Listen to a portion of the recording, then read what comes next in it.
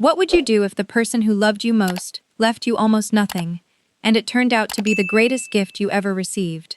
My name is Clara, and the day my grandfather left me $50 in front of my entire family was the day everything in my life finally began to make sense. I was 32 years old, living in a small apartment in South Boston, working as an accountant at a firm small enough that everyone knew your lunch order. My life was quiet, deliberately quiet. I paid my bills on time, kept my space clean, and never asked for more than what I was given. My family had a word for that. They called it easy. Clara is so easy, my mother would say at dinner, the way someone describes a houseplant that doesn't need much watering. What she meant, though, what they all meant, was that I wouldn't cause trouble. I wouldn't push back. I wouldn't take up space that someone else might want. My brother Mason was the opposite. He was a corporate attorney in downtown Boston, sharp-tongued and sharp-suited, the kind of man who could walk into any room and immediately become the center of it. My father Robert admired that about him, the way he admired everything that could be measured: deals closed, titles earned, money made. Robert built his own business from the ground up, and he respected ambition above all else. He just never noticed that ambition can look quiet sometimes. My grandfather George was different. To the world, he was a billionaire, a man who had turned a single piece of undeveloped land outside Boston into a real estate empire that stretched across 3 states. People straightened their backs when he walked in. Bankers laughed too loudly at his jokes. But to me, he was just Grandpa George, the man who drank black coffee, hated small talk, and believed that silence revealed more about a person than any conversation ever could. He was the only one in my family who ever seemed to notice the difference between being quiet and being invisible. I remember one evening clearly. I was 28. We were all at my parents' house for dinner, and midway through the meal my father set down his fork and said, without looking at anyone in particular, "Mason will take over the company one day. That's always been the plan." Everyone nodded. No one asked what I thought. No one looked my way. I sat there and kept eating, the way I always did. Later that night, I was alone in the kitchen washing dishes when I heard footsteps behind me. I turned to find Grandpa George standing in the doorway, watching me with an expression I couldn't quite read. He crossed the room slowly and placed one hand on my shoulder. "They don't see you," he said quietly. "But I do." I didn't know what to say, so I said nothing. I didn't understand what he meant back then. I wouldn't understand it for a long time. When his health began to fail, the family became suddenly, urgently attentive. My father stopped by in a tailored suit, stayed 20 minutes, and left a contract on the bedside table he'd been hoping Grandpa George would sign.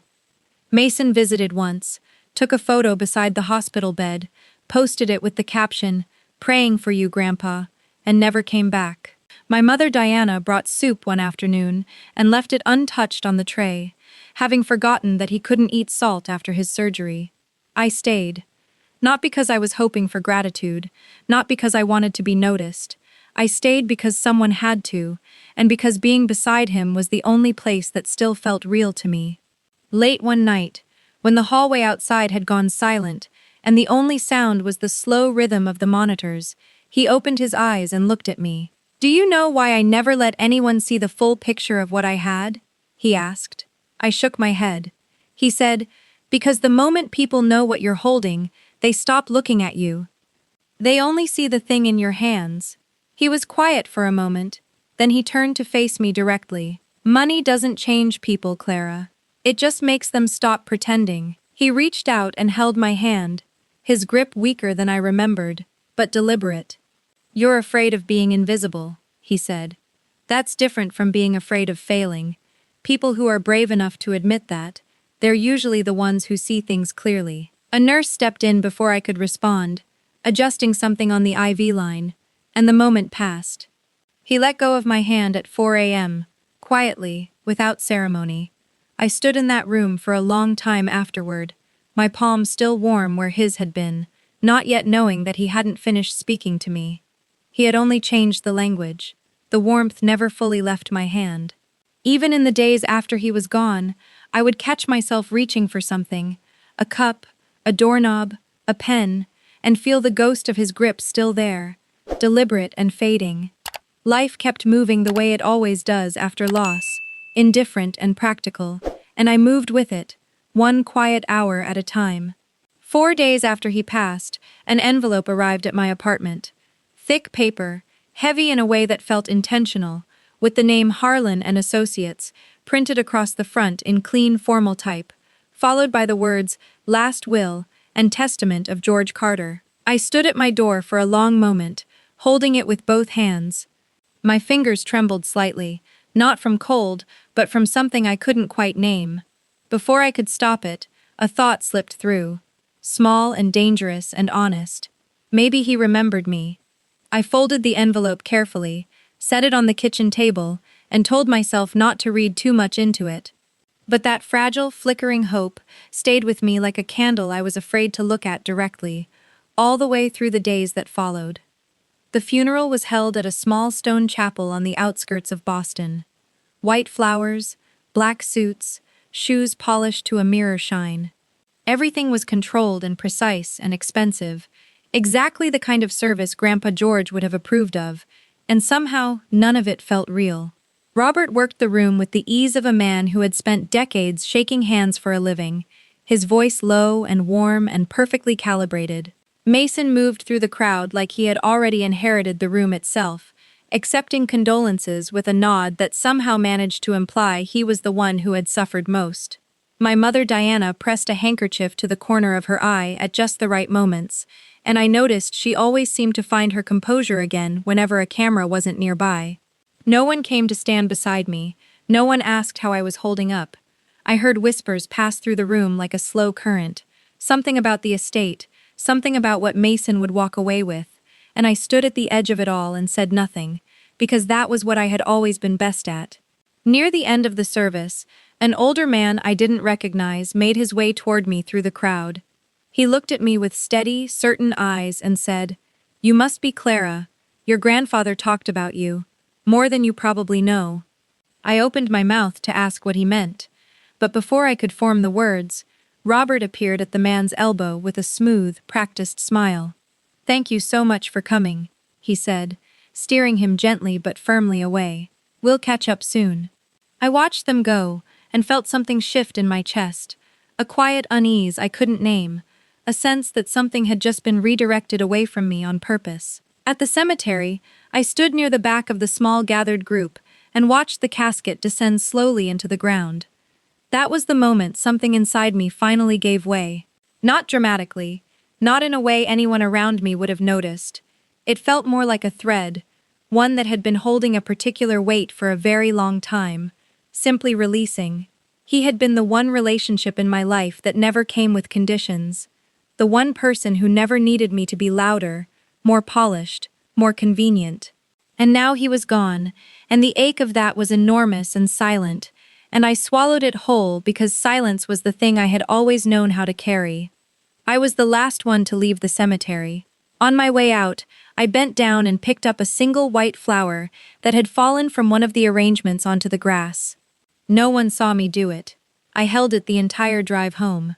That evening, I went back to his house.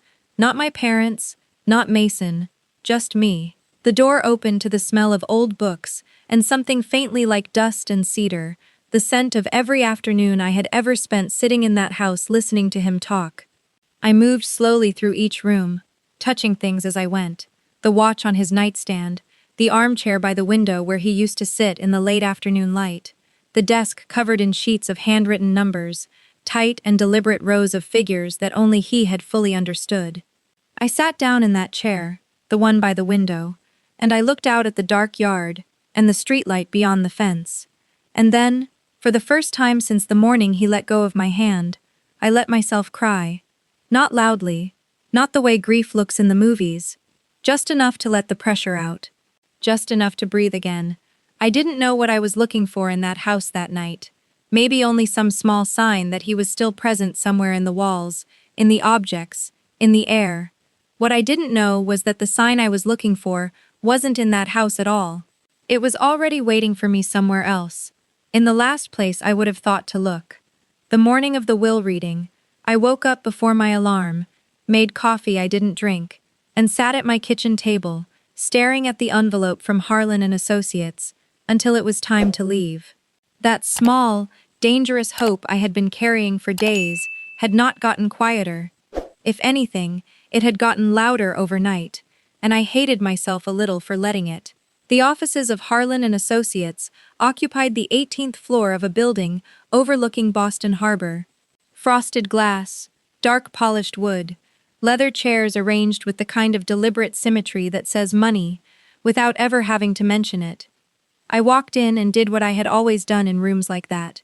I found the chair farthest from the center and sat down in it. Robert was already at the head of the table, relaxed, unhurried, as though the seat had been designed with him in mind. Diana sat beside him, her posture perfect and her expression carefully composed. Mason arrived last, caught my eye as he sat down, and gave me a slow, easy smile that made my stomach drop in a way I couldn't quite explain.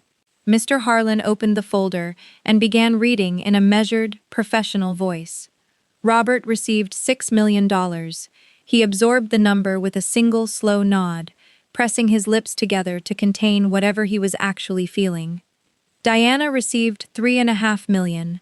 She exhaled slowly and reached for Robert's hand. Mason received $2.5 million, and when his name was called, he glanced over at me immediately, one eyebrow raised, already anticipating whatever came next. Then Mr. Harlan turned the page, and the room went very still. He paused for just half a second, barely anything, just a breath. But in that silence I felt every nerve in my body go quiet. "And to Clara Bennett," he said, "the total inheritance is $50. For a moment I thought I had misheard. The word 50 sat in the air like something had gone wrong with the translation. Then a chair shifted. Someone cleared their throat, and then Mason laughed. Not a polite, surprised laugh. A real one, full and unguarded.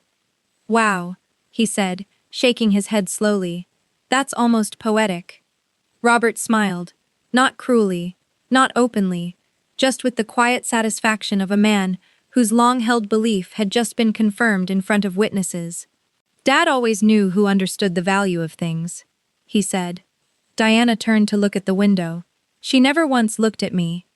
Mr. Harlan slid 2 bills across the polished surface of the table. No envelope, no explanation, just 2 pieces of paper moving toward me like an afterthought. I picked them up. My hands were steady, which surprised me, because my chest felt like something heavy had been set down on it and left there. I looked at the bills, and then, because the overhead light happened to catch them at a slight angle, I saw it. A mark near the serial number. Faint, almost invisible, the kind of thing you would only notice if you were looking closely, or if someone had taught you to look closely. Grandpa George had never been careless, not once in his life. I stood up, folded the bills carefully, and said, "I think we're done here." No one stopped me. Behind me, I heard Mason say something else, and I heard Robert respond, and I let the door close on all of it. The parking garage beneath the building was dim and cold, lit by overhead lights that buzzed faintly and threw everything in shades of yellow and gray. I sat in my car with the engine off and spread the 2 bills flat across my lap. In the better light I could see it clearly now. A small deliberate mark beside the serial number on the first bill, 3 digits faintly underlined, and on the second bill, 2 more. Too precise to be accidental, too intentional to beware. My phone buzzed on the passenger seat. Mason. I declined it. It buzzed again. Robert. I declined that too. And then I sat in the silence and heard my grandfather's voice, as clearly as if he were in the seat beside me. "If you want to hide the truth," he had once told me, "put it somewhere nobody bothers to look." I knew exactly where I was going. Harrington Trust had been my grandfather's bank for over 40 years. The lobby felt like stepping into a different era. Marble floors, warm amber light, the smell of paper and polished wood, the particular hush of a place where serious things happened quietly. I approached the front desk and asked to speak with the branch manager. When Mr. Collins came out to meet me, he was calm and professional and politely unhurried, right up until the moment I set the 2 bills on his desk and told him where they came from. He picked them up the way you pick up something ordinary. Then he stopped. He turned them over slowly, held the first one up toward the light, cross-referenced something on his computer screen, and the color in his face changed in a way he clearly hadn't intended me to notice. He stood up, walked to his office door, and locked it. When he turned back around, he was looking at me differently. "These markings," he said carefully, "are part of a verification sequence. Mr. George Carter designed it with us 7 years ago. He was very specific. He said only one person would ever bring these bills here, and that when she did, we would know exactly what to do." 7 years!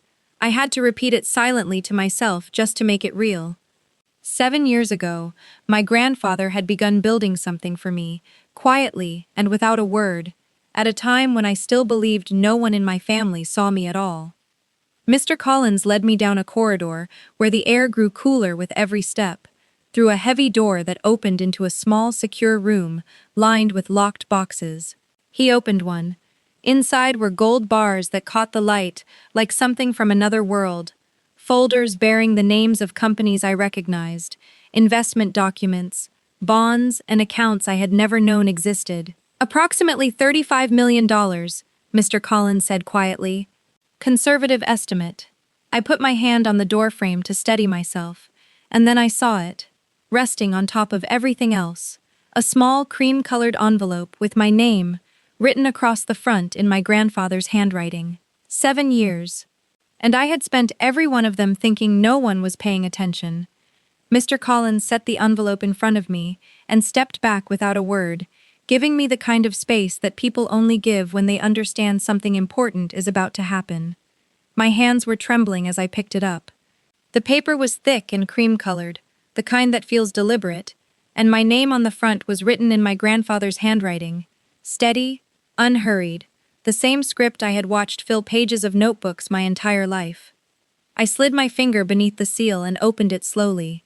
The letter inside was 2 pages, written by hand from top to bottom, with the same careful precision he brought to everything. I read it once without stopping, and then I sat very still and read it again. He began by saying that if I was reading this, it meant I had seen what others had overlooked, and that alone told him everything he needed to know. He said he had left me $50 not because that was my worth, but because he needed me to witness something with my own eyes, to watch who laughed, who looked away, and who stayed silent when I was diminished in front of the people who were supposed to love me. He wrote that I was the only one who had stayed when there was nothing to gain. He remembered that I had read the newspaper aloud to him when his eyesight weakened. He remembered that I had never brought him soup with salt in it, because I had actually paid attention. He said the money in that vault was not a reward, it was a responsibility. He told me to protect myself with it, to build a life that didn't require anyone's permission to exist. And then he wrote the line that made my shoulders give way entirely. He said that when they came, and he was certain they would come, I should remember one thing. Love that attaches itself to money was never love to begin with. The final line was short. Don't make yourself small again. It was signed, simply, Grandpa George. I folded the letter against my chest and sat there in the quiet of that office, with tears running down my face, not because of the money, not because of what I had found, but because he had seen all of it. Every quiet dinner, every unanswered question, every room where I had chosen the chair closest to the exit, and he had never once looked away. Before I left, Mr. Collins explained that my grandfather had left specific legal instructions. A private trust had already been established in my name, anonymous and fully protected. No one could contest it, claim it, or touch it without my direct consent. Grandpa George had built the wall before anyone knew there was something worth protecting. 4 days later, they came anyway. It was just after 9 in the evening. I was in the kitchen feeding my daughter Sophie, the two of us in the comfortable quiet of our small routine, when the knock came at the front door. It wasn't a polite knock. It was the kind of knock that doesn't ask permission. I looked through the peephole and saw all 3 of them standing in the hallway. Robert, expression flat and controlled, Diana behind him with her arms crossed tight against her chest, and Mason slightly to the side, jaw set, working hard to look calmer than he clearly felt. I opened the door. Robert walked in without waiting to be invited, his eyes moving around my apartment the way they always did, taking inventory, measuring, finding it insufficient. "You're still living here," he said. It wasn't a question. He turned to face me directly. "We know about the account, Clara. $35 million. That is family money, and you know it." I didn't answer right away. Mason stepped forward, his voice carrying an edge he wasn't bothering to conceal. "You really think he chose you because you deserved it? He was old and you were there. You made him feel like you were the loyal one. That's not love, that's strategy." Something shifted in me when he said that. Not anger, exactly. Something quieter and more certain than anger. I set Sophie's bowl down on the counter, turned around, and looked at all three of them. "Who stood up for me at the reading?" I asked. My voice came out steadier than I expected. "When Mr. Harlan read my name and the number 50, and Mason laughed out loud in that room, who said a single word?" No one answered. "Who asked if I was okay?" Still nothing. Diana took a step toward me, her expression softening into something that was meant to look maternal. "Clara, you are my daughter. You looked out the window," I said, cutting her off quietly. "I watched you find the window and stare at it, because you couldn't look at me. I saw that." I walked to the kitchen table and placed the legal folder on top of it. The trust documents, the protection clauses, and the provision my grandfather's attorney had included specifically for moments like this one. "Any legal challenge filed against this trust," I said, "automatically voids the inheritance of the person who files it." That was his instruction, not mine. Robert picked up the top page. I watched his jaw tighten as he read. When he set it back down, his voice had dropped to something low and controlled. "You'll regret this." I held his gaze. "Maybe," I said, "but I won't regret standing here." They left without another word. The door closed, and the apartment went quiet again. Sophie was watching me from across the room, her eyes wide and serious in that way small children have when they sense something large has just passed through. I crossed the room and knelt down and held her, and for the first time in my life I did not feel the need to apologize for having taken up space. The door had closed, and somehow, standing there in the silence of my small apartment with my daughter in my arms, I understood that this was not an ending. This was the first moment in my life that actually felt like a beginning. The silence that followed that night was different from any silence I had known before. It wasn't the silence of being overlooked or forgotten. It was the silence of a door I had chosen to close myself, and learning to tell the difference between those two things took longer than I expected. Within a week, I had been removed from every family group chat without a word. One evening I picked up my phone and found myself trying to look up Mason's profile out of habit, the way you reach for something that used to be there, and the page was simply gone. He had blocked me everywhere, completely and without ceremony. I sat with my phone in my hand and stared at the blank screen longer than I should have. Some nights were harder than others. I would lie awake in the dark and ask myself whether I had been too rigid, whether I had chosen pride over family, whether the cost of standing my ground was loneliness I hadn't fully anticipated. Those nights were real, and I won't pretend they weren't. But I didn't change my life to fill them. I kept the same small apartment. I kept going to work. I kept cooking dinner for Sophie every evening, the two of us at the kitchen table with the radio on low, building our quiet routine, one ordinary day at a time. 3 months after the night they came to my door, a message appeared on my phone late in the evening. It was from my mother. Not a call, just a text. 5 words. "I've been thinking about you." I read it several times, sitting in the kitchen after Sophie had gone to sleep. 5 words. No apology attached to them. No explanation, just 5 words floating there in the silence of my screen. I set the phone down on the table and sat for a long moment, waiting to feel the familiar pull. The old instinct to respond immediately, to smooth things over, to make someone else comfortable at my own expense. It didn't come. For the first time in my life, I understood that I didn't owe anyone a reply simply because they had reached out. I didn't answer that night. Not out of anger, and not to make a point. I was simply learning, slowly and imperfectly, that silence can be its own kind of answer, and that choosing not to explain yourself is not the same as being wrong. In the months that followed, I built something new, carefully and without announcement. I worked with a legal team and a financial advisor who answered to me alone. I invested conservatively and set aside a dedicated education fund for Sophie.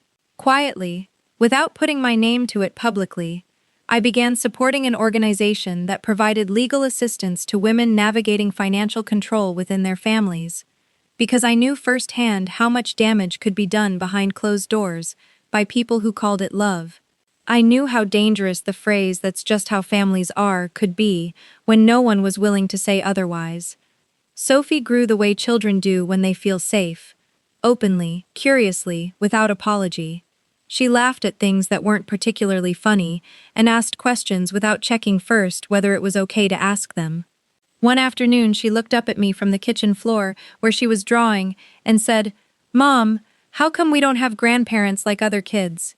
I stopped what I was doing and thought about it for a moment. Because she deserved a real answer and not a careful one. "Some families love each other in ways that hurt," I said. "I decided I didn't want that for us, so I chose a different way." She looked at me for a second, nodded like it made complete sense, and went back to her drawing. I stood there in the kitchen and felt something settle in my chest that I didn't have a word for yet. About a year after everything had happened, I was moving through the terminal at Logan Airport on my way to a work conference when I saw Mason. He was standing near a gate across the corridor, rolling carry-on beside him, looking down at his phone. He glanced up at the exact wrong moment, and our eyes met before either of us could pretend otherwise. He hesitated, and then he walked over. He stopped a few feet away and looked at me with an expression I couldn't entirely read, something between discomfort and something older than that. "You look different," he said finally. I held his gaze and kept my voice even. "I'm good, Mason." He nodded once, slowly, and didn't say anything else. After a moment, I picked up my bag and walked away, and it was only later, somewhere over the Atlantic, that I realized what had felt different about that exchange. For the first time in my life, I had been the one to walk away first. Grandpa George did not leave me $50. He did not leave me $35 million. What he left me was clarity, a clear, unflinching picture of who showed up when there was something to gain and who disappeared when there wasn't. He left me the image of my brother laughing in a law office, and my mother finding the window, and my father nodding with quiet satisfaction. But more than any of that, he left me a picture of myself, of who I was when I finally stopped asking for permission to exist. The money built a life, but the letter built me. If you are listening to this right now and you recognize something in Clara's story, if you are the one who always sits in the chair closest to the exit, the one described as easy, the one nobody thinks to check on, then I want you to hear this one thing. The person who truly sees you may not always say it out loud. Sometimes they leave the proof somewhere quiet, somewhere only you would think to look, somewhere that requires you to believe, even for just a moment, that you are worth the search. Don't make yourself small. Someone is watching, and some of them are building something for you right now, in the silence, when no one else is paying attention.